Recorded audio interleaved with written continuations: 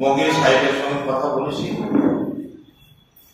এবং আমাদের Ernst request ছিল সে এটা লোকসভা থেকে বিলটা যাতে পাস করে এজ বিকজ এটা 2019-তে এই বিলটা রাজ্যসভাতে উত্থাপন হয়েছিল এবং রাজ্যসভা থেকে সিলেক্ট কমিটি এক্সামিন করবার জন্য পাঠানো হয়েছে। সিলেক্ট কমিটি এক্সামিন হওয়ার পরে রাজ্যসভাতে আবার যখন ওঠা হয়েছে তারপরে এটা লোকসভাতে ইমিডিয়েটলি ট্রান্সফার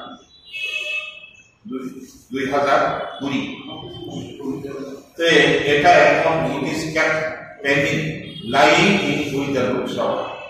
তো আমাদের আর্জি ছিল যে সমগ্র ত্রিপুরার আদিবাসীদের স্বার্থে এটা যাতে লোকসভাতে আমাদের কংগ্রেসের এমপিরা বড় বড় নেত্রীরা যাতে প্রেসার ক্রিয়েট করে so that can easily pass. তাতে আমরা দেখেছি তাদের ভালো রেসপন্স পেয়েছি।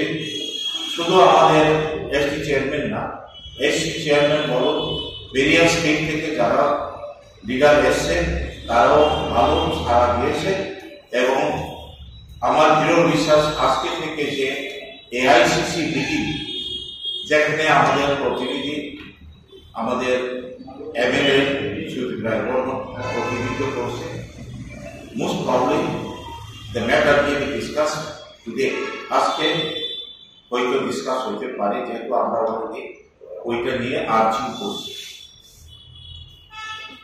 সেকেন্ডলি আমাদের পয়েন্ট ছিল কংগ্রেস সরকার মনমোহন সিং এর নেতৃত্বে উনার প্রধানমন্ত্রীদের সময়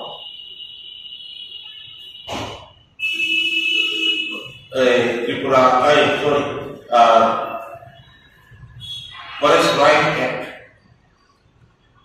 রাইট অ্যাক্ট 2006 এটা বিলটা পাস হয়। উদ্দেশ্য ছিল যে যারা বনে জঙ্গলে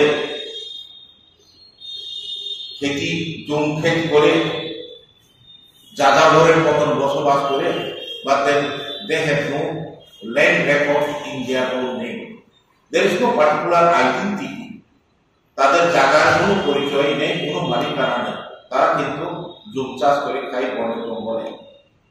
তাদের একটা অস্তিত্ব রক্ষা, land right, recorded land right এটা যাতে সুরক্ষিত হয়, তাদের নিজস্ব অকুপাইড ল্যান্ড যাতে থাকে তার জন্য এই প্রভিশনটা ছিল।